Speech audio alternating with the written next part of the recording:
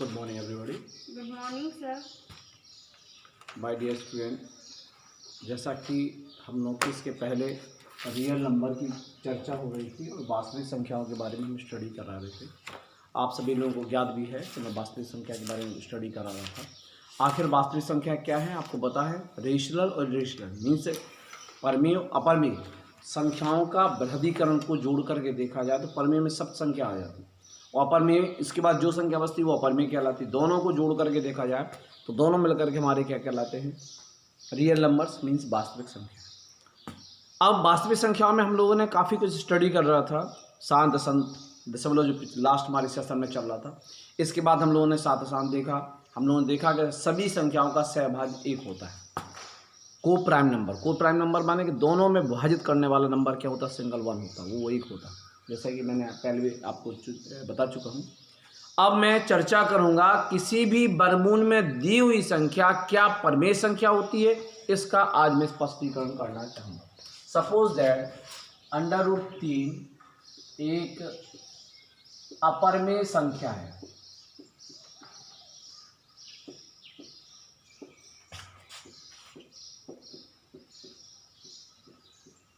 देखिए नोटिस कीजिए, वर्गमूल 3 हमें पता है एक परमेय संख्या नहीं है बल्कि एक अपरमेय संख्या होती है। और अंडर रूट में देखी गई कोई भी संख्या जो बाहर अगर दो बार मल्टीप्लाई, जैसे अंडर रूट 4 लिख रखा, 2 × 2 हो जाएगा तो वो दो एक बार बाहर निकल आएगा तो 2 हमारी परमेय संख्या हो जाएगी। आपको पता है कि अंडर रूट में लिखी हुई कोई भी संख्या अंडर रूट में लिखी हुई किसी भी संख्या के साथ जोड़, घटाव, गुणा और भाग में लिखी अन्य संख्या वह सब एक अपरमेय संख्या होती है। निश्चित है √3 एक अपरमेय संख्या है, लेकिन मुझे इसे सिद्ध करना है। आइए सिद्ध कैसे करते हैं? हल इसका जो आएगा, हम लोग माना कि लेंगे, माना कि √3 एक परमेय संख्या। इसमें विरोधाभास उत्पत्ति चाहेंगे।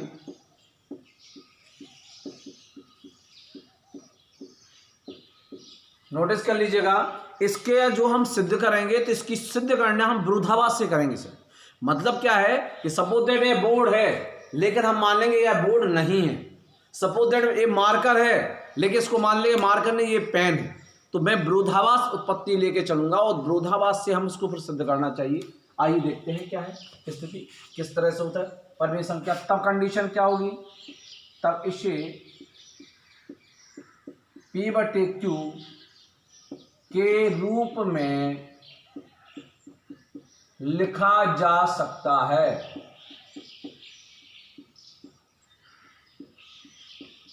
जहां Q बराबर 0 ना हो तथा P और Q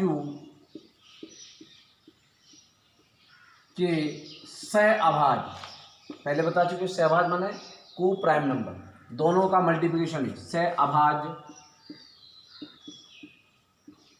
एक हो।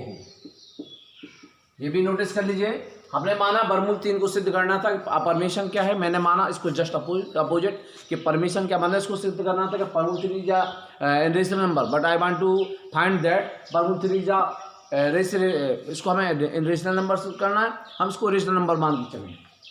हमने माना किया कि वर्गमूल 3 एक परमेय संख्या है, तब इसे P/Q के रूप में लिखा जा सकता है जहां Q का मान 0 ना हो तथा P और Q सहभाज्य संख्या हो। तब क्या होगा?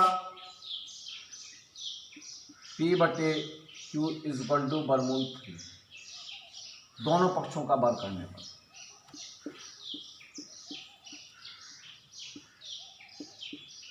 पक्षों का वर्ग करने पर अगर वर्ग करेंगे तो क्या आ जाएगा? P² / Q² = √3 की जगह 2 टाइम मल्टीप्लिकेशन करेंगे तो इक्वल टू हो जाएगा 3। किसी भी संख्या का 2 बार गुणा वह पूर्ण संख्या होती है, ये नोटिस कर लीजिए। एक एक बिंदु को स्पष्ट करते जाइए, एक एक बिंदु को विचार करते जाइए, मनन चिंतन करते जाइए। हमने क्या देखा? P/Q बराबर √3, हमने इसका 2 बार गुणा करेंगे, P² Q² बराबर √3 का 2 स्क्वायर, √3 का 2 स्क्वायर करेंगे तो अब हमारा ये मान बन के तैयार क्या हो गया? चूँकि हमारे पास जगह कम है तो हम थोड़ा सा यहाँ भी लेके चलेंगे। P² / Q² = ये हो गया हमारा 3। अब क्या करेंगे, हमें पी स्क्वायर में 3 का भाजन करना है, हम इसको ट्रांसफर करेंगे। नोटिस करिए, क्यू स्क्वायर को यहाँ ले जाएंगे, इसको नीचे, तो यहाँ पे क्या आएगा, P square upon 3 is equal to Q square. 3 P square के डिवाइडेड में आ गया, मीन्स भाग में आ गया।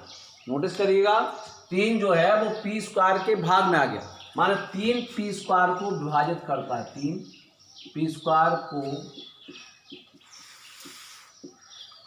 विभाजित करता है, तब 3 पी को भी विभाजित करेगा। ये देखिए, नोटिस करिए, ये इंपॉर्टेंट चीज है, सबसे ज़्यादा थोड़ा टिपिकल है, समझने में टाइम लगता है, समझ में नहीं आता है, दोबारा फिर देखेंगे, इसलिए मैं इसको थोड़ा सा मेंटली ज़्यादा मान के चल रहा हूँ। क्या स्थिति है, वर्गमूल 3 को परमेशन क्या सिद्ध करना था, जैसे आपको ज्ञात है कि हमने कहा कि इसका जस्ट अपोजिट मानेंगे कि परमेशन क्या है। परमेशन क्या है, तो फिर इसे किसके P/Q के रूप में लिखा जा सकता है, जहाँ Q का मान 0 ना हो, ये आपको पता है। तब और P और Q के सहभाज क्या हो, एक के अलावा इसके सहभाज ना हो। हमने माना P बराबर वर्गमूल 3, P/Q बराबर वर्गमूल 3। अब हमने क्या, दोनों पक्षों का वर्ग करेंगे, तो p square upon Q square equal to √3 का 2 स्क्वायर बराबर 3। आपको पता है पी स्क्वायर बटे क्यू स्क्वायर बराबर 3 का हम ट्रांसफर करेंगे, 3 को यहाँ ले जाएंगे। अब पी स्क्वायर के बटे 3 आ गया। जब किसी संख्या का किसी भी संख्या में भाग चला जाता तो उसका मतलब है कि वह उससे विभाजित होती है, उसका एक अभाज्य गुणनखंड है। आपको पता है, इसको एग्जाम्पल को मैं बता सकता हूँ। 10 में क्या 2 का भाग जाता है, 2 पंचे 10। तो जब 10 का गुणनखंड आप करेंगे तो उसमें आप देखिएगा कि जिसका भाग चला जाता है वह उसका एक गुणनखंड होती है, आपको ज्ञात है, मैंने पहले बता दिया। मैंने अगर बात करता हूँ, सपोज दैट 15 की बात करता हूँ, जी बताइए 3 का भाग 15 में चला जाएगा, 3 5 15, यस। तो आप 15 का जब गुणनखंड करेंगे तो ये पाएंगे कि जिसका भाग चला जाता है वह इसका एक गुणनखंड होती है। और जब दो संख्याओं में एक से गुणनखंड मिल जाए, जैसे मैंने कह दिया यहाँ पे 30 का क्या कहला है 2, 3 और 5, तो आप देख रहे हैं 3 दोनों में मिला है, तो 3 देखा जाए या 5 देखा जाए, ये दोनों सहभाज्य माने सह अभाज्य संख्या है। आपकी सहभाज्य संख्या में कहलाती है जिसमें दोनों से विभाजित हो जाए, सह अभाज्य संख्या। सह माने साथ साथ में, अभाज्य माने जिसका भाग ना जाए, एक उस में भाग ना जाए, वह संख्या अगर दोनों में मिल जाती है या उसका गुणनखंड का एक गुणज होती है या एक अंश होती है, तो उसे हम सह अभाज्य संख्या कहते हैं। तो हमने वही बात बताई थी कि इन दोनों का सहभाज्य क्या है, मात्र एक है, इसके अलावा कोई सहभाज्य नहीं है, क्योंकि पी और क्यू एक ऐसी संख्या है जिसका कोई मान नहीं है माय डियर स्टूडेंट। पी और क्यू संख्या, क्योंकि आपको पता है, अगर मैं बात करता हूँ 10 की बात करता हूँ, 2 पंचे 10। अगर मैं 15 की बात करता हूँ तो 5 एक 15, क्योंकि 5 में इसके 2 के नीचे 3 नहीं लिखना चाहिए, मैं पहले बता चुका हूँ। इसके लिए आपको कैसे लिखना चाहिए, सही तरीका आपका होगा 3 आप यहाँ पे जगह करेंगे, 5 यहाँ पे, ताकि 2 के नीचे 2 की जगह खाली, 3 की जगह 3, और यहाँ पे आपका आ जाएगा 5। तो 5 दूनी 10 और 5 3 15। आप दोनों में देख रहे हैं कि दोनों में एक चीज कॉमन है, वो क्या है 5। इसको कहेंगे सह अभाज्य संख्या, को प्राइम नंबर। वह संख्या जो दोनों में एक ही होती है उसे सह अभाज्य संख्या कहते हैं। माय डियर स्टूडेंट, अगर मैं 11 और 13 की बात करता हूँ तो 11 को क्या कहेंगे 1 गुणे 11, 13 को क्या कहेंगे 1 गुणे 13। आप देख रहे हैं दोनों में एक कॉमन होता है, वो क्या कहलाता है, माने अगर जिस किसी भी संख्या का कोई भी एक सा मल्टीप्लिकेशन नहीं हो तो उसमें एक का मल्टीप्लिकेशन होता है, इसलिए दोनों में कॉमन जो मल्टीप्लिकेशन कहलाता है वो एक कहलाता है, इसी कहते हैं को प्राइम नंबर। दोनों में सहभाज्य संख्या क्या होती है, एक होती है। इसी को लेकर के हमें सिद्ध करना है। आपने क्या देखा, पी स्क्वायर बटे 3 आ गया, 3 का भाग 3 पी स्क्वायर को विभाजित करता, तो तब 3 पी को भी विभाजित करेगा। अगर किसी का मल्टीप्लिकेशन, अगर मान लो मैं कह दूं 4 की घात 2 है, तो अगर इसको 4 की घात में 2 का भाग जा रहा, तो इसका मतलब 4 में भी 2 का ही भाग जाएगा। 4 स्क्वायर में अगर 2 का भाग जा सकता है तो फिर 2 का भाग 4 में भी जाएगा। इसी प्रकार से अगर पी स्क्वायर में अगर आपके 3 का भाग चला जा रहा है तो पी में भी 3 को भाग जाएगा, अर्थात पी 3 को विभाजित करेगा। ये नोटिस करिए, 3 पी को विभाजित करेगा।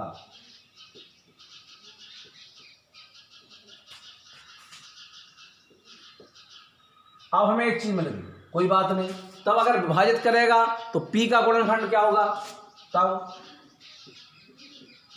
P का गुणनखंड क्या होगा, आइए अपन चर्चा करते हैं। अगर हम बात करते हैं यहाँ पे 15 है, 3 का भाग जा रहा है 15 में, 5 बार जा रहा है, तो जब हम गुणनखंड करेंगे तो 5 करेंगे तो 3 तो उसमें आएगा ही, इसके अलावा एक अंक और आएगा। नोटिस करिए, एक अंक या अंकों का समूह। तो अगर हम इसमें केवल 2 संख्या बांटना चाहें जिसका भाग जाता है तो उसके लिए कैसा करेंगे। सपोज दैट हम बात करते हैं 50 की, 50 में 5 का भाग देते, 5 दशमलव 50, तो इसमें 5 तो आ रहा, 5 के अलावा एक अंक और आ रहा। नोटिस करिए, अगर हम बात करेंगे 100 की, 100 में अगर मान लो सपोज दैट हम बात करते हैं 2 के बारे में बात करते हैं, तो 2 का भाग दिया 50, तो 2 तो हमारा आएगा ही, 2 के अलावा एक 50 और आएगा। मीन्स जिसका भाग किसी भी संख्या में चला जाता है वह उसका एक गुणनखंड होता है या उसका एक गुणज होता है। ये नोटिस कर लीजिएगा। तो उसका एक क्या होता है, गुणज। गुणज के अलावा उस मान के बराबर अन्य कोई भी संख्या होती है, यहाँ 5 हो सकती, 10 हो सकती, 50 हो सकती। हमने बात की है 3 P को विभाजित करेगा तब P के गुणनखंड में क्या होगा, 3 होगा। P के गुणनखंड जब हम करेंगे तो 3 होगा, तो P बराबर क्या कराएगा, 3 तो होगा ही होगा, 3 मल्टीप्लाई बाई 3। ये वह संख्या है कि A का 3 में गुणा करने पर P के मान बराबर होगा। नोटिस कर लीजिए, 3 का भाग मैंने क्या बताया, P में जा रहा है। अगर 3 P से विभाजित है तो जिसके गुणनखंड की बात करेंगे तो उसमें 3 तो होगा ही, उसके अतिरिक्त एक संख्या और होगी। वो क्या होगी, माना कि A। इसको हम क्या करें, A को क्या कहते हैं हमने, माना कि A, माने अतिरिक्त क्या चीज होगी, A माने माना कि A, क्योंकि गुणनखंड में तब P बराबर क्या हो गया, 3। P का मान क्या आ गया, 3। अब आपने कहां से लिया था, आपने इस चीज को यहां पे लिया था। मान लो सपोज दैट आप इसको यहाँ पे 1 लिख दे, वैसे तो आप इसको 3q² भी लिख सकते हैं अगर आप चाहें, कोई बड़ी बात नहीं। तो हम P के मान को रिप्लेस करेंगे 1, यहाँ पे मान लेंगे हम दूसरा मान, दूसरे का मान पहले में रखने पर जिसमें रखना है उसको उठा लीजिए। इसको आप ऐसा भी लिख सकते हैं, P² बराबर, इसको हम 3 को अगर इस साइड लाएंगे 3q², ऐसा भी लिख सकते हैं माइनस। चूंकि हमने इसको यहाँ पे एक स्टेप अगर आप जगह होती तो आप लिख देते 3q² भी लिख सकते थे। अगर नहीं है तो आपको फिर कोई बड़ी बात नहीं, आप संख्या को यहीं पे रखिए, बाद में अपने एडजस्ट करना। चलिए रखिए, इसको रिप्लेस करना, P के मान 3a का होल स्क्वायर रख दिया मान हमने, 3 = q²। ओके, 3 × 9, a² बटे 3 बराबर q²। 3 से काटेंगे 3 बार कट जाएगा, 3 को नीचे लाएंगे, a² बराबर q²/3। नोटिस कीजिए, 3 से 9 को काटा, 3 बार कट गया। देखिए पटवारी, हमने मान रखा था यहाँ पे, फिर दोबारा से बार देख लीजिए ताकि आपको बहुत अच्छी तरह से आ जाए। क्योंकि आपको लगेगा कि मैं बार बार समझा रहा हूँ, किसकी आवश्यकता नहीं, लेकिन यह टिपिकल है इसलिए मैं बार बार समझा रहा हूँ, ये मुझे ज्ञात है अच्छी तरह। अपर में कभी बार दिया है परमिशन संख्या से बिगड़नी थी, माना कि परमूर्ति ने क्या परमेय संख्या में जस्ट अपोजिट मान के चलूंगा, अर्थात इसलिए इसको P/Q के रूप में रखा जा सकता है, जिसमें जहाँ पे P का मान 0 ना हो। और P और Q के सहवाज संख्या कितनी है, 1, क्योंकि इसमें कोई नंबर नहीं है, PQ अननोन नंबर है, माने चर राशि है, इसलिए सहवाज क्या होगा, 1। P बराबर इन दोनों का वर्ग करेंगे तो P² बराबर 3 हो जाएगा। 3 को हमने ट्रांसफर करेंगे तो 3 आएगा, माने 3 P² विभाजित करता है तो P² विभाजित करता है तो तब 3 P को विभाजित करेगा, 3 P को विभाजित करेगा, तब कह सकते हैं P का गुणनखंड में क्या है, P के गुणनखंड में 3 तो होगा ही, एक और मान होगा जिसे हमने क्या मान लिया, A। नोटिस कर लीजिए, इसको क्या मान लिया, A, तो हम कह सकते P बराबर 3। अब यहाँ पे हमने P के स्थान को 3a से रिप्लेस कर दिया, यानी समीकरण 2 का मान 2 का मान 1 में रखेंगे, तो 1 में रखेंगे तो क्या हो जाएगा, 3a² = 3। यहाँ 3 × 9 हो जाएगा, कट गया 3, तो हमने इसको ट्रांसफर पे कर दिया। कटने के बाद इस मान को कहाँ लेके चले जाएंगे माय डियर स्टूडेंट, इसको नीचे ले जाएंगे। क्योंकि जिस चीज आपको याद रखना चाहिए, जो भी सिंबल या मान का ट्रांसफर होता है उसे आप रफ कॉपी या फेयर कॉपी में जब कॉपी करते हो तो आप जरूर कर लेते हैं ताकि आपको याद रहेगा। लेकिन जब बोर्ड के पेपर में आप एग्जाम लिखते हैं तो वहाँ पे आपको ट्रांसफर के लिए कोई भी मार्क करने की आवश्यकता नहीं है, वो आपके डिपेंडेंसी होता है। लेकिन आप फेयर कॉपी में मार्क करना ना भूलें ताकि बाद में आप समझ सके कि संख्या कैसे आ गई, संख्या कैसे चली गई, कहाँ चली गई, कहाँ मान ट्रांसफर। फिर बच्चे जब स्टूडेंट जब उसको रिपीट करते तो रिपीट करने में प्रॉब्लम हो जाती है, तो रिपीट का सबसे बड़ा सोल्यूशन था भाई। ओके, यहाँ पे आ गया। अब क्या देख रहे हैं, 3q² को विभाजित करता है, 3q² को विभाजित करता है, आपको दिखाई दे रहा है नोटिस कर रहे हैं आप लोग बहुत अच्छी तरह से, I know it very well. आप क्या देख रहे हैं, ए स्क्वायर बराबर क्यू स्क्वायर 3, जो 3 क्या कर रहा है क्यू स्क्वायर वैल्यू। तब लिखने के बाद थोड़े अंदर से लिखा करें हमेशा, तब आगे लिखें, तब 3 क्यू को भी विभाजित, शायद मेरी रेंज बाहर तो नहीं हो रही, करेगा। मतलब आपने क्या देखा, क्यू स्क्वायर के नीचे 3 आ गया, तो 3 किसको विभाजित कर रहा है, क्यू स्क्वायर को, नोटिस कर लीजिए। तो 3 क्यू स्क्वायर विभाजित करता है, तब 3 क्यू को भी विभाजित करेगा, माने 3 क्यू का सह अभाज्य। नोटिस कर लीजिए, 3 क्यू का भी सहभाज्य है, और 3 किसका यहाँ पे आया था, 3 यहाँ पे क्या आया था, आप नोटिस कर लीजिए। 3 पी को विभाजित करेगा तो 3 यहाँ पे भी आपका सहभाज्य। भाई नोटिस करिए, आप 3 पी को विभाजित करेगा, 3 पी का विभाजन, माने 3 पी तथा क्यू दोनों का सह अभाज्य।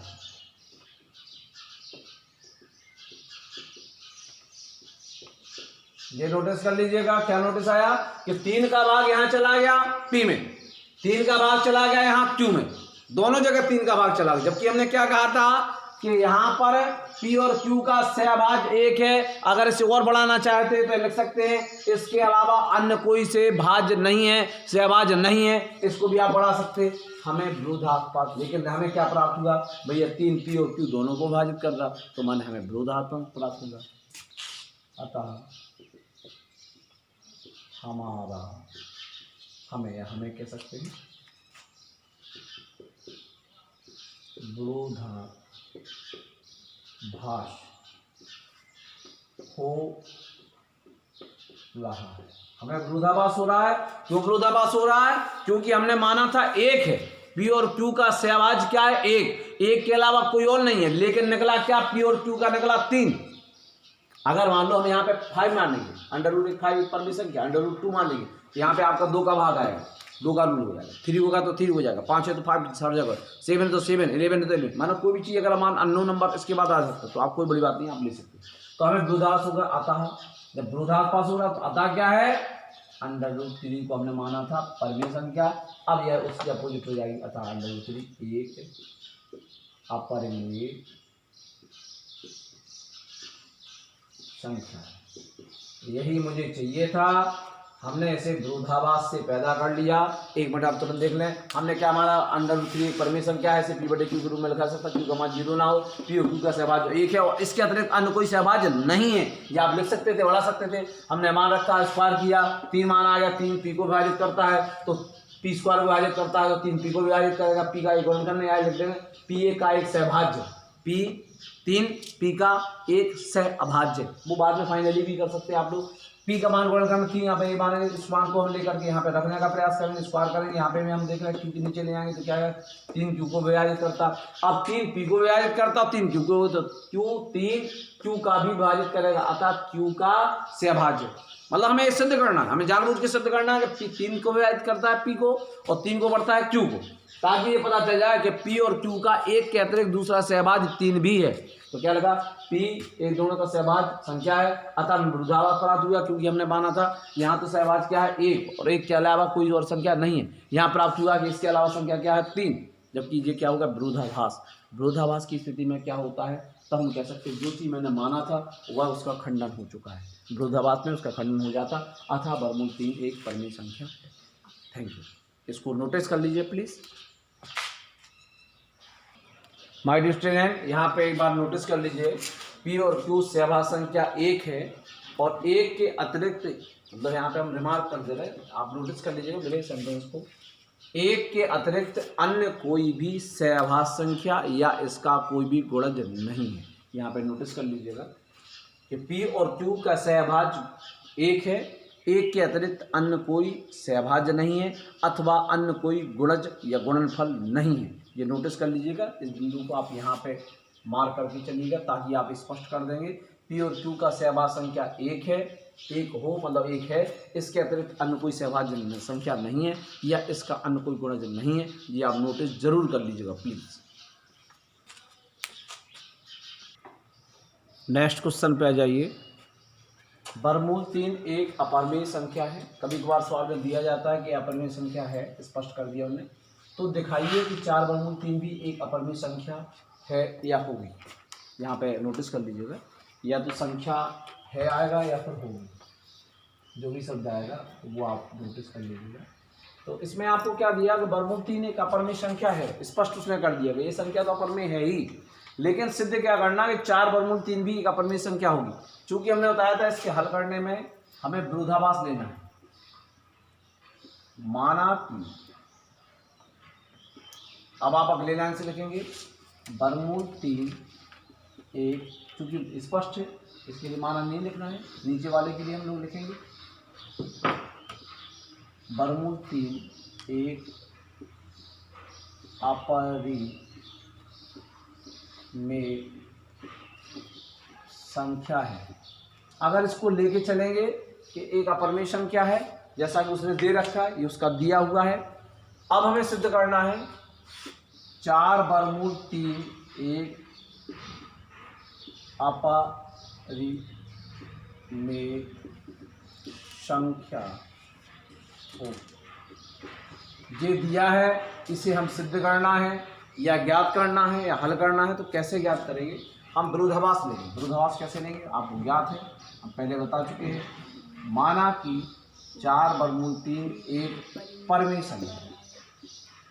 अपरिमेय संख्या नहीं मानेंगे, परिमेय संख्या मानेंगे। संख्या है जिसे किस रूप में लिखा जा सकता है? P/Q के रूप में लिखा जा सकता है, जहां Q बराबर 0 ना हो तथा P तथा Q,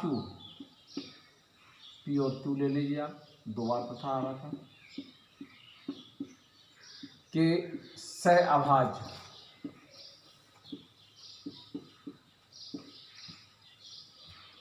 एक हो, जो अपन बात कर रहे हैं, बात कर चुके हैं। तब हम लोग लिख सकते हैं P/Q इज इक्वल टू 4 वर्गमूल 3। M I right? आप इसको एक बात ध्यान रखना है, जब भी आप सवाल को हल करते हैं तो वर्गमूल संख्या को उस पक्ष में लिखा रहने दें। अन्य कोई संख्या है तो आप उसे दूसरे पक्ष में पहुंचाने का काम करें। इसको नीचे ले आएंगे, P/4Q बराबर वर्गमूल 3। नोटिस करिए, हमने 4 को ट्रांसफर कर दिया, 4 को Q के पास आया तो यहाँ मल्टीप्लिकेशन में आ जाएगा। P/4Q बराबर वर्गमूल 3। तो P/4Q तो क्या है? निश्चित है परिमेय संख्या की बात करें, लेकिन एक परिमेय संख्या का मान कभी अपरिमेय संख्या के बराबर नहीं हो सकता, जो कि आपके बोर्ड पर दिखाई दे रहा था। P/4Q एक परिमेय संख्या है। यहाँ से दूसरा हिस्सा लेंगे,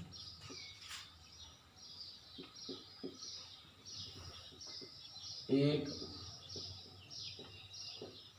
परिमेय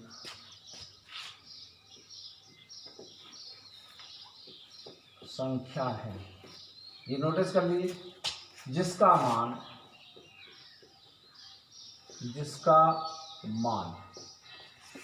अपरिमेय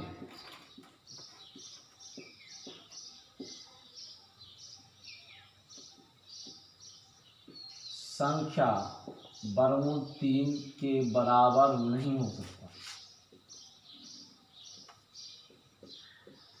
नहीं हो सकता। इसलिए वर्गमूल, इसलिए पूरा मान क्या है प्रश्न में? 4 वर्गमूल 3 भी एक अपरिमेय संख्या है।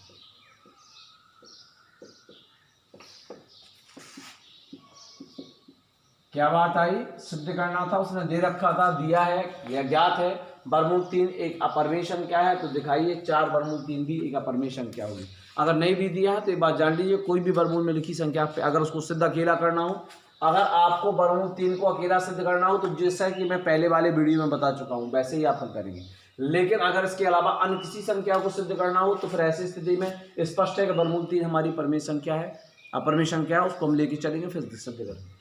तो हमने क्या कहा, परिमेय संख्या है, वर्गमूल 3 एक अपरिमेय संख्या है, हमें ज्ञात करना है। थोड़ा मैंने जानबूझ के लिखा है, माना कि 4 वर्गमूल 3 एक अपरिमेय संख्या, अगर सिद्ध करना तो जस्ट अपोजिट लेके चलेंगे, जिसे p बटे q के रूप में लिखा जा सकता है, जहां q बराबर 0 ना हो तथा p और q का सहभाज कितना हो 1। जब p बटे q बराबर 4 वर्गमूल 3, 4 को नीचे लेके p बटे 4q बराबर वर्गमूल 3, किसी भी परिमेय संख्या का मान अपरिमेय संख्या के बराबर नहीं होता, क्योंकि आपको पता है वर्गमूल 3 की अपरिमेय संख्या है। तो ऐसी स्थिति में हमें क्या प्राप्त हुआ, विरोधाभास प्राप्त हुआ। p बटे 4q का मान परिमेय संख्या जिसका मान अपरिमेय संख्या वर्गमूल 3 के बराबर नहीं होगा, ना नहीं है, या अब विरोधाभास प्राप्त हो रहा, अतः इसलिए 4 वर्गमूल 3 भी अपरिमेय संख्या होगी। अब इसके बाद हमें सबसे पहला वाला हमने जो किया था वो कठिन था, इसके बाद कोई भी सवाल आएगा वो बहुत ही सरल होगा। थैंक्स। अब आप नोटिस कर लीजिए।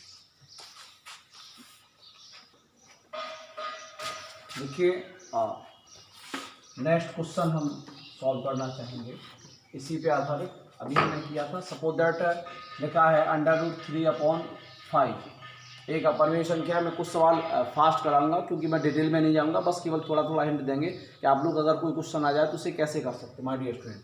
तो इसको सिद्ध करना है, आप इसको निश्चित है p बटे q के रूप में मानेंगे कि यह परिमेय संख्या है, जैसे मैं पहले बता चुका हूँ, और इसका मान q का मान 0 बराबर नहीं है, और इसका सहभाज कितना है 1।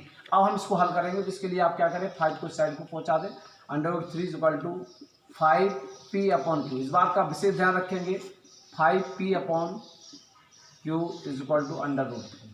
इस बात का विशेष ध्यान रखेंगे, p हमेशा ऊपर ही आएगा, q हमेशा नीचे आएगा। आप नोटिस करिए कि एक परिमेय संख्या का मान अपरिमेय संख्या के बराबर नहीं हो सकता, क्योंकि आपको ज्ञात है कि वर्गमूल 3 एक अपरिमेय संख्या है। ऐसी स्थिति में विरोधाभास प्राप्त होगा, इसलिए ये भी अपरिमेय संख्या होगी। अगर आपका सवाल आ गया 4 + वर्गमूल 7 सिद्ध कीजिएगा, यह अपरिमेय संख्या है, तो इसको बराबर मानेंगे क्या, जैसे आपको पता है p बटे q मानेंगे, यह अपरिमेय संख्या तो मान मानेंगे p बटे q, और p q का मान 0 के बराबर नहीं हो। अब हम क्या करेंगे, प्रयास करना है वर्गमूल संख्या को एक साइड रखें और दूसरी संख्या को दूसरी साइड पहुंचा दें। वर्गमूल 7 = p/q और +-4। आगे हल करेंगे, मल्टीप्लिकेशन कर देंगे, p - 4q। प्रयास करना है p ऊपर ही हो, माने आप क्या करेंगे, देखिए p - 4q/q, इस ये मान पूरा कैसा है, परिमेय संख्या। इस परिमेय संख्या का मान एक अपरिमेय संख्या के बराबर नहीं हो सकता, जैसा कि आपको बोर्ड में दिखाई दे रहा है। अब वर्गमूल 7 क्या है, एक अपरिमेय संख्या, और p - 4q जो q है वो कैसी है, परिमेय संख्या, इसलिए हमें विरोधाभास प्राप्त हो रहा। जिस सवाल को वैसे ही सेट करना जैसा कि मैंने जस्ट पहले किया था, दूसरा सवाल आज कराया। अगर आपको इस प्रकार से, अगर हमने आपको बता दिया पहले मल्टीप्लिकेशन वाला, जो डिवीजन वाला, जो एडिंग वाला, सब्सट्रैक्शन, माने 7 - वर्गमूल 11 = आपको सिद्ध करेंगे यह मान हमारा p बटे q के बराबर। इसको सिद्ध कीजिएगा, 7 - √11 एक अपरिमेय संख्या, इसके लिए सिद्ध करेंगे 7 - √11 p/q के बराबर है, जहाँ q का मान 0 नहीं है और p और q का सहभाज 1 है। इसके आगे क्या करेंगे, आगे सॉल्व करना है, तो आपको इसको वर्गमूल को वहीं पर रखें, दूसरे मान को पहुंचाने का प्रयास किया, माइनस आगे लगा रहेगा, 11 = p बटे q -7। अब अगर माइनस हटाएंगे तो दोनों पक्षों का मान चिन्ह हट जाएगा, तो ये प्लस का आ जाएगा, ये प्लस वाला माइनस में आ जाएगा और माइनस वाला प्लस में आ जाएगा। लेकिन इस बात का ध्यान रखेंगे p हमेशा आगे ऊपर होना चाहिए। 7 यहाँ मल्टीप्लिकेशन कर देंगे, 7q - p बटे q, देखिए p ऊपर ही है, हमने क्या देखा, 7q - p बटे q, ये मान पूरा कैसा है, परिमेय। एक परिमेय का मान अपरिमेय के बराबर नहीं हो सकता, क्योंकि अंडर रूट में लिखी गई कोई भी संख्या जो बाहर नहीं लिखी, या तो लिखा रहेगा √11 एक अपरिमेय संख्या है, तो सिद्ध कीजिए कि 7 - √11 एक कैसी होगी, अपरिमेय संख्या होगी। तो अगर ऐसा नहीं लिखा है तब भी आप मानिए अपरिमेय संख्या का, जैसे कि हमें यहाँ पे लिखेंगे जैसा कि हमें पूर्व में ज्ञात है, नोटिस करिए जैसा लिखा है, जैसा कि हमें पूर्व में ज्ञात है, अंडर रूट मतलब वर्गमूल में लिखी एक संख्या एक अपरिमेय संख्या होती है, उसी प्रकार से एक अपरिमेय संख्या का मान परिमेय संख्या के बराबर नहीं होता, यह विरोधाभास प्राप्त हो रहा। अतः 7 - √11 एक कैसी है, अपरिमेय संख्या। अगर इसके अलावा कोई और अन्य आ जाता है, मान लो आप सिद्ध कीजिए √3 - √7 एक अपरिमेय संख्या है, सिद्ध कीजिए √3 - √7 एक अपरिमेय संख्या है। अगर मानेंगे √2 - √3 एक परिमेय संख्या है, तो इसका मान p बटे q के बराबर होगा, जहाँ q का मान क्या नहीं होगा, 0 नहीं होगा, और सहभाज क्या होगी, 1। तो हम दोनों पक्षों का वर्ग करने पर दोनों पक्षों का वर्ग करने पर देखिए जरा, दोनों पक्षों का वर्ग करने पर अगर हम वर्ग करेंगे तो √3 2 माइनस √7 का whole square is equal to P square upon Q square. ए आपको पता है a माइनस बी का होल स्क्वायर का सूत्र आपको पता है, A square plus B square minus 2a और b बराबर P square upon Q square. यहाँ पे 2 आ जाएगा, यहाँ पे 7 आ जाएगा, माइनस 2 इन दोनों का मल्टीप्लिकेशन हो जाएगा, 7 दूनी 14 बराबर P square upon Q square. आगे सवाल से ट्रांसफर करेंगे, 7 2 9, 9 को साइड ले जाएंगे, -2 14 P square upon Q square. यहाँ पे जाएगा 7 2 9 नीचे आ जाएगा, 2 को वहाँ पे ले जाएंगे, एम आई राइट, माइनस को 2 को ले जाएंगे तो चिन्ह बदल जाएगा, तो क्या से जाएगा आपका √14 इज इक्वल टू यहाँ पे पी स्क्वायर क्यू स्क्वायर जो है मान प्लस में माइनस में हो जाएगा, माइनस का प्लस में हो जाएगा, तो माइनस का वहाँ जा रहा तो प्लस में जाएगा। आप ये बात नोटिस कर लीजिएगा, 2 जाएगा तो 2 में यहाँ पे है तो यहाँ पे नीचे जाएगा। यहाँ पे इस बात का विशेष ध्यान रखिए, पहले आप 2 को ट्रांसफर कर लीजिए ताकि आसानी से आप जान सकें। -14 is equal to P square upon 9 दूनी 18 क्यू स्क्वायर। आगे देखिएगा, माइनस को हटाना चाहेंगे तो यहाँ पे मान माइनस हो जाएगा, तो -+14 is equal to -P square बटे 18 क्यू स्क्वायर। माने ये पूरा मान कैसे चिन्ह जरूर ऋणात्मक आ जाएगा, ऋणात्मक दोनों संख्या होती है, p square upon 18 Q square. ये मान जो है आपका क्या है, आपके परमेय संख्या है। इस परमेय संख्या का मान कभी 14 क्या होता है, अपरमेय संख्या, क्योंकि 2 × 7 अब ना तो 7 बाहर निकलेगा ना 2 बाहर निकलेगा, क्योंकि किसी भी संख्या का 2 बार गुणा होता तो बाहर निकला है। तो एक परमेय संख्या का मान एक अपरमेय संख्या के बराबर नहीं है। ऐसी स्थिति में यह मान कैसा होगा, यह हमारा कैसी अपरमेय संख्या होगी। जैसे मैंने बताया कई एग्जाम्पल दिए, मैंने सबसे पहले भाग का एक एग्जाम्पल दिया, फिर मैंने प्लस का एक एग्जाम्पल दिया, फिर मैंने एक माइनस का एग्जाम्पल दिया, फिर हमने 2 संख्याओं का एग्जाम्पल दिया। तो इन सभी चीज़ संख्याओं से मैंने सिद्ध करने का प्रयास किया है कि अगर आप सवाल करना चाहेंगे तो किसी भी परमेय संख्या के साथ लिखिएगी धन प्लस माइनस गुणा भाग, या 2 संख्या अलग अलग में अगर कोई भी हल करते तो मान हमारा क्या आएगा, अपरमेय संख्या आएगी। ये इस तरह से आप सिद्ध कर सकते हैं। ओके, ठीक है, नोटिस करना चाहें आप। नेक्स्ट क्वेश्चन, यदि 7/125 एक परमेय संख्या है तब इसका दशमलव प्रसार ज्ञात कीजिए जो कि शांत है। जैसे सवाल में उसको क्वेश्चन लिख रखा है, आइए हल करते हैं। परमेय संख्या के बारे में और सिद्ध करने के बारे में अपरमेय हमने अभी चर्चा की थी और उसको मैं बहुत अच्छी तरह से भली भांति तरीके से मैंने उसको आपको स्पष्ट कराया। निश्चित आप स्पष्ट आ गए। अब हम दशमलव प्रसार जो हमारा लास्ट टॉपिक होगा उसकी तरफ बढ़ रहे हैं। यदि 7/125 7/125 एक परमेय संख्या, स्पष्ट है, इसमें कोई वर्गमूल नहीं तो परमेय संख्या होती, इसका दशमलव प्रसार ज्ञात कीजिए। आइए लिखते हैं। दशमलव प्रसार ज्ञात करने के लिए क्या सिस्टम होता है, शांत होगा, अशांत होगा, क्या होता है, पहले मैं आपको वीडियो में बता चुका हूँ। अगर किसी भी संख्या का हर जो है वह 1 की 2 की घाते m गुणे 5 की घाते n, 2 5 मतलब m n के ऊपर कोई भी घात अलग अलग हो सकती के रूप में है तो दशमलव प्रसार शांत होगा। और अगर इसके अलावा कोई अन्य संख्या 3 7 11 अन्य कोई संख्या आ जाती है, वो ऊपर वाली संख्या से विभाज्य होती, तो ऐसी स्थिति में दशमलव प्रसार क्या होगा, अशांत होगा। और आवृत्ति आई संख्या क्या है, जिसको हम लोग परमेय संख्या भी कह सकते हैं, नोटिस कर लीजिए। प्रत्येक संख्या को लिखने के पहले आप लोग परमेय संख्या लिख दिया करें। परमेय संख्या जो दे रखी my dear student, that is equal to 7/125 करेंगे। 125 का हम लोग मल्टीप्लीकेशन करेंगे, इसका होगा 5 time 5 5 5 and 5, am I right. 5 25 125 25, तो इसका क्या आ गया 7/5⁴। यहाँ पे देख रहे हैं 2⁴ की बात करेंगे तो 2⁴ है, पहले मैं छोड़ दूंगा, इसके बाद अगला क्या होगा 7। तो हमने क्या होगा 2 की घाते 0 है और 5 की घाते कितनी है 4। अगर इसको पूछना था कि क्या है शांत है तो निश्चित है, जिस नोटिस करिए जिस संख्या में परमेय संख्या में जब भी बोलूं माय डियर स्टूडेंट तो परमेय संख्या है, परमेय संख्या का हर या बराबर कह सकते हैं लोग क्यू, ये 2 की घाते m मल्टीप्लाई 5 की घाते n के रूप में होता है।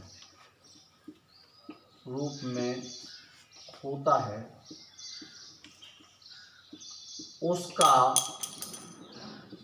दशमलव प्रसार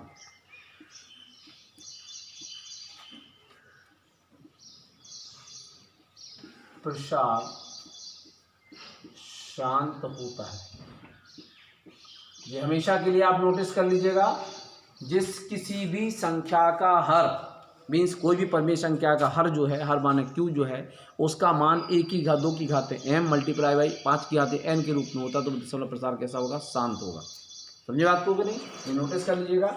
तो एक आपने क्वेश्चन पूछा था कि इसका दशमलव प्रसार ज्ञात कीजिए जो कि शांत हो। उसने शांत उसने दे रखा था। अगर वो कभी बार सवाल में पूछेगा कि क्या शांत है या नहीं है, तो आपको शांत कैसे सिद्ध करना है? अगर किसी का दशमलव प्रसार में शांत कब होगा? जब 2 की घात m और 5 है, 5 की घात m, 2 की घात m मल्टीप्लाई 5 की घात n के रूप में होगा, तो वह दशमलव प्रसार क्या होगा? शांत। अब उसने कहा अगर शांत है तो फिर ज्ञात कीजिए। कोई बड़ी बात नहीं, मैं ज्ञात करता हूँ। 7 की घात 125, मैंने दोनों चीज बता दी। 7 की घात 5 की घात 4।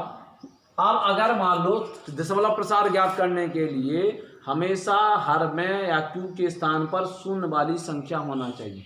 अगर मैंने कहा 6, 5, 4, 2, 3 में आपको यहाँ पे आप 6 का भाग दे दीजिए। कोई ऐसी संख्या है, मान लो हमने बात कर दी 145 का, कोई भी संख्या लीजिए, भाग दे दी, तो इसका भाग कब निकाल पाएंगे? जब यहाँ पे शून्य। अगर मैं कह दूँ कि आप 1000 का भाग दे दीजिए, तो 1 2 3 1 2 3 एक 3 अंक बाद दशमलव लग जाएगा। ये बात आपको ज्ञात है अच्छी तरह। तो आपको तब क्या, आपको प्रयास करना पड़ता है कि हर के स्थान पर कुछ ऐसा एडजस्ट करें ताकि हम हर के स्थान, हर माने क्यू के स्थान पे, मैं चूंकि इसमें शामिल नहीं कर, मैं आपको समझाना, क्यू के स्थान पर 2 की घातें अगर m है तो 5 की घातें भी m ही आ जाएं। अगर यहाँ 5 की घातें n है तो n में आप ऐसी संख्या जोड़ें कि वो m हो जाए, और जो a आया है उसको अंश में भी गुणा कर दें ताकि बैलेंस रहे। आप नोटिस जान लीजिए, कोई भी सवाल है हमारा 2/5 है, अगर यहाँ पे हमें 5 का गुणा करना चाहते हैं, अनबैलेंस हो जाएगा। ऐसी स्थिति में अगर हम 5 का गुणा ऊपर भी कर देंगे तो 5 दूनी 10, 5 25, ये बैलेंस है। अगर 2/5 है, हम 3 का गुणा करना चाहें तो दोनों जगह कर देते, तो 3 दूनी 6 और 5 की 15, क्योंकि आगे आप काट लेंगे तो ये संख्या 2/5 मिलेगी। तो ऐसी स्थिति में बैलेंस करने के लिए हमें दोनों जगह एक सा ही गुणा करना पड़ता है। आइए 7 की घातें हमें 10 बनाना है। 10 बनाने के लिए आपको पता क्या है, 2 5 की घातें 4 है पहले से, तो ऐसी स्थिति में आपको क्या करना पड़ेगा? 2 की घातें 4 चाहिए पड़ेंगी। अब चूंकि यह क्या हो गया, अनबैलेंस हो गया, तो बैलेंस करने के लिए अंश में भी यानी क्यू पी के स्थान में भी आपको 2 की घातें 4 का मल्टीप्लिकेशन करना चाहिए। वैसे मैं आपको बता दूं, हमेशा 2 को आगे लिखा जाता है, कोई बड़ी बात नहीं, हम आपको पीछे भी लिख सकते हैं। 7 2 का 4 टाइम मल्टीप्लिकेशन होगा, 2 2 ऐसे हो जाएगा। देखिए मैं बारीक से करता जाऊं ताकि आप लोगों को स्पष्ट आए। क्योंकि 2 और 5 का घातें समान है, तो इसको क्या करेंगे, 2 मल्टीप्लाई 2 को अपने आगे ले लिया, आगे क्या लिख देंगे 4। आपको पता है 2 और 5 का गुणा होता है 10, यही मुझे चाहिए। जब भी आपको ये पता करना हो कि कितने अंक बाद दशमलव लगेगा, तो नीचे आपको शून्य वाली संख्या चाहिए, और शून्य वाली संख्या के लिए आवश्यकता है, अगर 5 दिया हो तो 5 की जितनी घातें हैं तो 2 की घातें उतनी ही चाहिए, या 2 की जितनी घातें दी हैं तो फिर 5 की उतनी ही घातें चाहिए जितनी आपकी 2 की घातें हैं, ताकि दोनों बैलेंस हो जाए। यहाँ पे 5 की 4 घातें दी थी तो 2 की कितनी घातें चाहिए थी? 4, क्योंकि मान हमारा क्या हो जाता है 10, जिससे हम बहुत अच्छी तरह से कर सकते हैं। अब 2 दूनी 4 दूनी 8 दूनी 16, और 16 का गुणा मल्टीप्लाई 7 करेंगे तो क्या आएगा? 112 मल्टीप्लिकेशन आएगा 112। कोई बड़ी बात नहीं, 5 दूनी 10, 10 की घातें 4, आगे करेंगे 1 1 2 मल्टीप्लाई बाई 1 2 3 4, 4 अंक बाद दशमलव लगेगा। तो माय डियर स्टूडेंट कैसे आएगा? आप पहले संख्या लिख लीजिए 1 1 2, दशमलव लगता है पीछे से, तो कितने अंक लगना? 1 2 3 4, 4 शून्य, 1 2 3। अब चौथा यहाँ कुछ नहीं है, तो यहाँ क्या मान लेंगे हम? शून्य, 0 मानने के बाद दशमलव लगा देंगे, इसके आगे 0। इसका दशमलव प्रसार एक शांत होगा, और आप देख रहे हैं 4 अंक बाद दशमलव। कभी बार ये क्वेश्चन पूछा जा सकता है कि कितने अंक बाद दशमलव लगेगा, तो कितने अंक बाद दशमलव लगेगा? तो जितनी आपकी घात होगी 10 की घात उतने बाद दशमलव लगेगा। और प्रसार ज्ञात करने के लिए यह प्रसार होगा। कैसे मैंने ज्ञात किया, ये बात ध्यान रख लीजिएगा।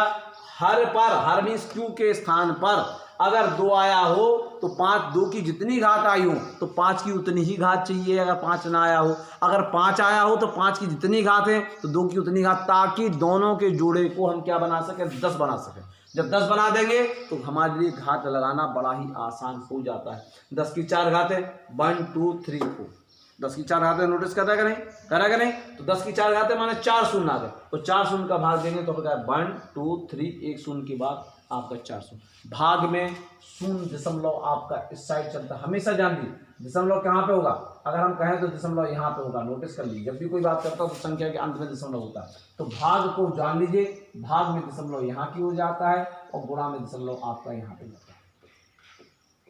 गुणा माने बढ़ना, गुणा माने बढ़ना, तो गुणा माने बढ़ता, बढ़ती कोई संख्या कहाँ है, दाहिने साइड, घटती कोई संख्या कहाँ पे, बाएं साइड। यहाँ पे संख्या घटती चली जाती, जैसे मैं बातू संख्या देखा ये 10 है, 10 से 11, 10 से 12, 10 से 9, 10 से 8। अब नोटिस करिए मैं यहाँ पे 10 में घटा, तो भाग में संख्या घटती है दशमलव और गुणा में संख्या बढ़ती है, तो यहाँ बढ़ना माने 11 12 13, यहाँ पे होता है बढ़ने के लिए राइट साइड जाता है और घटने के लिए लेफ्ट साइड जाता है, जैसे कि आपने संख्या रेखा में देख रखा है। इसी तरह जीरो में सेटलमेंट होता है, उसी प्रकार से जान लीजिए कि भाग में दशमलव घटता है और गुणा में दशमलव साइड जाता है। तो अगर हम बात करेंगे 1 2, अगर हम बात करेंगे 1 1 2 में अगर 100 का मल्टीप्लाई कर दीजिएगा तो कैसे करेंगे 1 1 2, इसके बाद 2 शून्य बाद दशमलव आ जाएगा, दशमलव यहाँ पे तो 2 शून्य, यहाँ पे संख्या नहीं है तो 2 शून्य बाद दशमलव यहाँ पे आ जाएगा, तो ये 2 शून्य आपके यहाँ पे आ जाएंगे। इस बात का भी आप बेसिक रूप में ध्यान रखिए। ओके, आपका क्वेश्चन हो गया और क्वेश्चन होने के बाद आंसर आपका जो बोर्ड पर सामने दिख रखा 0.0112 आंसर आ जाए। ओके, नोटेड कर लीजिए प्लीज। क्वेश्चन है परमेय संख्या 25/1600 p/q में लिखी जाती है, इससे परमेय संख्या कहते हैं कि हर को 2 की घातें n गुणा 5 की घातें n के रूप में लिखो, जबकि m n ऋणोत्तर पूर्णांक है, ऋणोत्तर पूर्णांक क्यों कहलाते हैं, एक बात जान लीजिएगा। जैसे हमने कहेंगे 2/5 तो 5 की घातें 1 कहलाएगी, जब इसको आप ऊपर ले जाएंगे तो क्या कहेंगे 5 की घातें -1। नोटिस करिए, तो माइनस ऋणात्मक पूर्णांक के लिए ऋणोत्तर पूर्णांक के रूप में प्रदर्शित किया जाता है, इसलिए मैंने थोड़ा सा स्पष्ट कर दिया ताकि आपको समझ में आ जाए। अतः इसके दशमलव प्रसार को बिना भाग नहीं देना है, लिखिए लिखना है तथा बताइए कि 25/1600 कितने दशमलव के स्थान के बाद शांत होगा। ठीक है, परमेय संख्या 25 है, हल आइए जिस तरह क्वेश्चन लिखा है उसको एक एक बिंदु के स्पर्श परमेय संख्या 25 के रूप में लिखिए। ठीक है, 25/1600 संख्या दी है, दिया है संख्या 25/1600, हल करना है या ज्ञात करना है कि हर का क्यू को 2 की घातें 5 गुणे 5 की घातें 2 पहला, दूसरा कितने दशमलव के बाद शांत होगा, 2 प्रकार का ज्ञात करना है। चलिए इसको हम हल करते हैं। 25 कहलाएगा हमारा, इसको हल करने में जब भी देखेंगे तो नोटिस करिएगा 1600 का आप गुणनखंड करेंगे। गुणनखंड करना मैं बता दूँ, सबूत दर्ज रख है 800 2 400 2 200 2 100 2 50, जब तक 2 से भाग जाएगा, अब 3 से नहीं जाएगा, 5 2 7 3 से नहीं जाएगा, सॉरी, तो 5 से आएगा 55 25 और 5 1 5, इसका ये गुणनखंड होगा। तो मैंने बताया कि सबसे पहले हम हर का गुणनखंड करते हैं। ठीक है, 2 × 2 × 2 × 2 1 2 3 4 5 6 1 2 3 4 5 6 × 5 and 5 × 5। तब ऐसी स्थिति में आपको चूंकि 25 को बीच में लिखना चाहिए, ये नोटिस कर लीजिएगा। एक लाइन लगाने के बाद चूंकि ये मैंने रफ पे यूज़ किया था इसलिए मैंने इसको हटा दिया। हमारा board as a fair then come to the point that is equal to, अगर आप चाहें चूंकि आपको ज्ञात है, अगर कोई सबसे पहले संख्या जो नीचे आ जाती है उनको काटने का काम करते हैं हम लोग। यहाँ पे क्या करेंगे, विभाजित कर देंगे। सबसे पहला हमारा स्टार्ट हुआ तो कोई भी चीज़ है उनको विभाजित कर देंगे। विभाजित करने के बाद रहेगा 1 2 3 4 5 6, 2 की घातें 6 आ गया, लेकिन 5 यहाँ पे नहीं बचा तो 5 की घातें 0। ये बात जान लीजिए, जहाँ पे कोई भी संख्या ना हो, अगर उस संख्या को आपको लिखना है तो आपको पता है किसी भी संख्या में 4 × 4 अगर वैल्यू है तो 4 × 1 होता है, और 1 का मान क्या होता है, किसी भी मान की 0, किसी भी मान की 0 घात कहलाती है 1, आपको पता है। तो अगर कोई मान नहीं दे रखा है तो ऐसी स्थिति में क्या कर सकते हैं, आप उस जगह के मान को आप आराम से लिख सकते हैं। अब हम कह सकते हैं इस रूप में है, 1 मान आ गया। अगर आपको 25/1600 सीधा, तो कोई बात रहता है जो भी नीचे आया नीचे से ऊपर भाजित जो भी संख्या हो सकती है उसको भाजित करना होगा। ये बात आपको स्पष्ट करना होगा, दिमाग में रखना होगा। तो किस रूप में आ गया, 2 की घातें m गुणे 5 की घातें n से तुलना करने पर।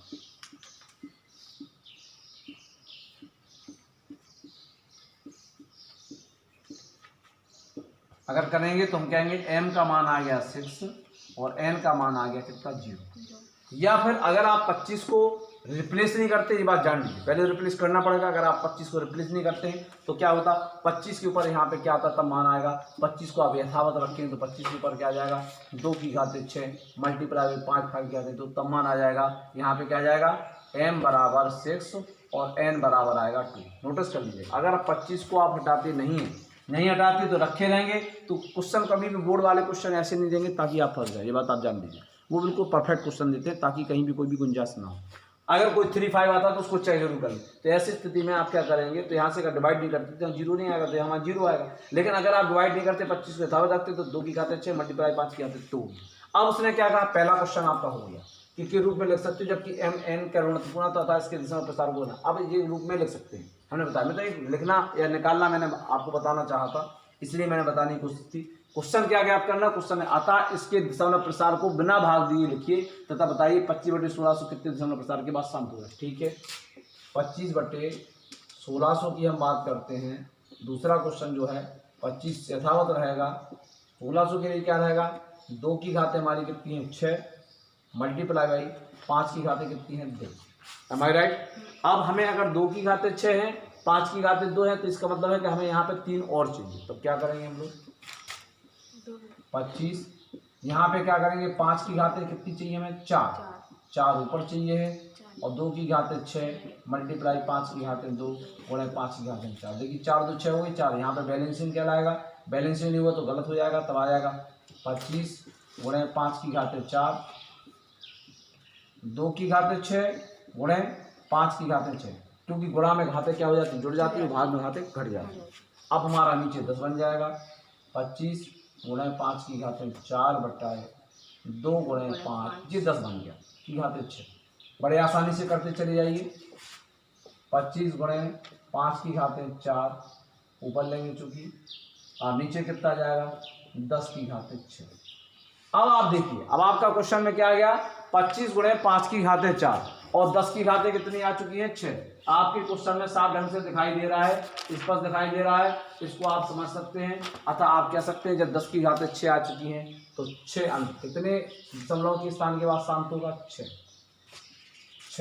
दशमलव कितने 6 अंक दशमलव के सॉरी यहाँ पे देखेंगे दशमलव के 6 अंक बाद शांत होगा। क्वेश्चन पूछा है कि आगे दशमलव के कितने अंक बाद शांत होगा, हम लोग कैसे ज्ञात करें। आइए दोबारा तक टॉपिक आइए।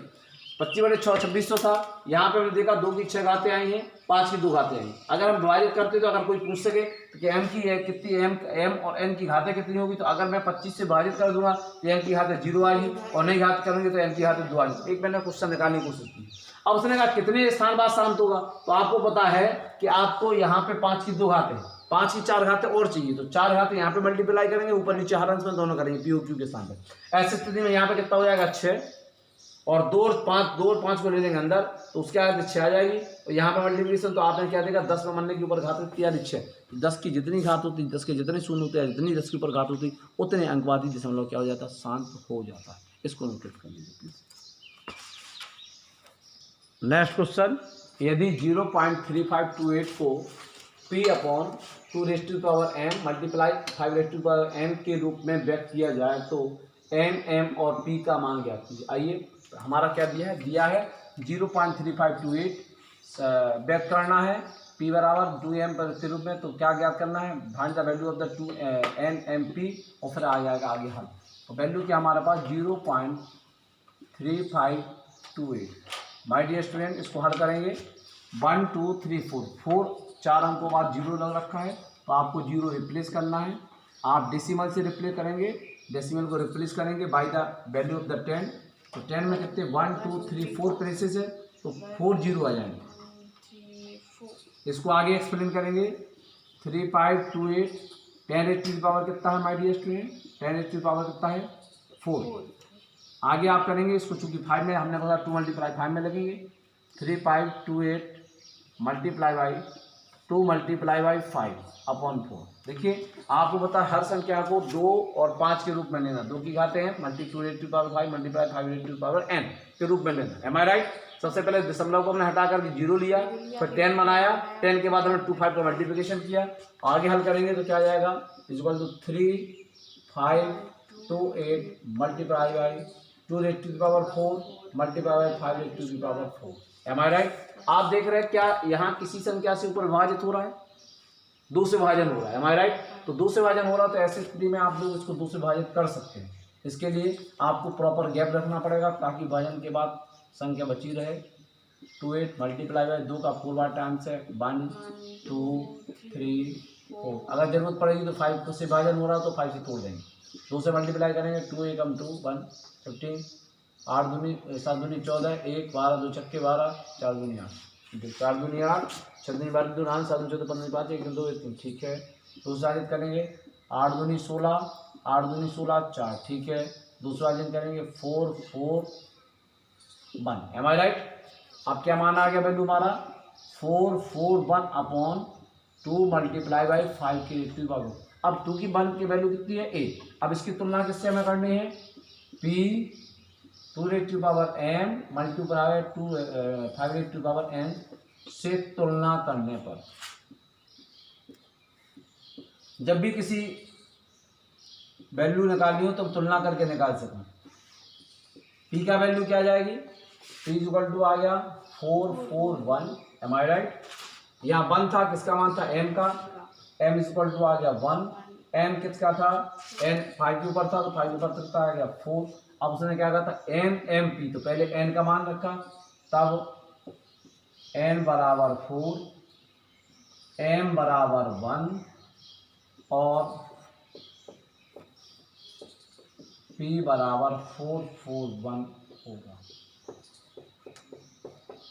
कैसे निकल आया, एक बार फिर देख लीजिए। दशमलव में मान था, दशमलव के मान घटाएंगे उतने शून्य आ जाएंगे, शून्य जब आ जाएंगे तो इतनी शून्य की घात लिख देंगे, 4 घातें होंगी। इस शून्य को 10 को 2 मल्टीप्लाई 5 में घात करेंगे तो 2 की घातें 4 5 की घातें 4। Am I right? अब हमारा क्या होगा, क्योंकि 2 से विभाजित हो रहा है, अगर 5 से विभाजित होता तो 5 का उल्लंघन कर लेंगे, लेकिन 2 से हो रहा तो 2 का विभाजन करके दोनों से होता दोनों का उल्लंघन करके काट देते। हम लोग यहाँ विभाजित करते गए, लास्ट में बचा 4 4 1 अपॉन 2 मल्टीप्लाई बाई 5। यहाँ 2 के ऊपर 1 घात मानी जाएगी तो m का मान 1 आ गया, n का घात 4 आ गया और क्या आ गया, p का मान। यही आपको ज्ञात करना, तो तुलना करने पर हम मान निकाल सकते हैं। ठीक है, इसको नोटिस कर लीजिए। इसके बाद आप समझ लीजिए, आज आपका श्री गणेशाय नमः जो चल रहा था लगातार कंटिन्यू से, उसका आज विसर्जन हो गया। आज वास्तविक संख्या का हमारा टॉपिक समाप्त हो गया। एक बात नोटिस कर लीजिए, प्रत्येक 7 दिन में या 4 दिन में आपको जो भी आपकी कंडीशन 7 डे या 10 डे में आप इसका रिवीजन करते रहें। और एनसीईआरटी का फोल्डर्स में जितने क्वेश्चन हैं उन्हीं क्वेश्चन को, जितने भी हमने एग्जाम्पल समझाए हैं उन एग्जाम्पल के द्वारा करें। जो हमने सूत्र में शामिल किए, सिस्टम समझाया, उनको भी आप द्वारा करें। प्रोसीड एंड चेक रूल को भूले मत। और मम्मी पापा को अच्छा प्रदर्शित करने के लिए, अपनी क्वालिटी दिखाने के लिए, अपने गांव में, विलेज में, जहां पर रहते हैं, लोकेलिटी में आप थोड़ी स्टडी पर ध्यान दें, अच्छे आचार विचार रखें। और लॉकडाउन में सरकार की संचालित जितने भी नियम, शर्तें हैं, गाइडलाइंस हैं, उनका अच्छा सा पालन करें। जान है जहान है, और इस बीमारी से लड़ेंगे। घर बैठे स्टडी करें और हमें लाइक और शेयर सब्सक्राइब जरूर करें। Thank you very much.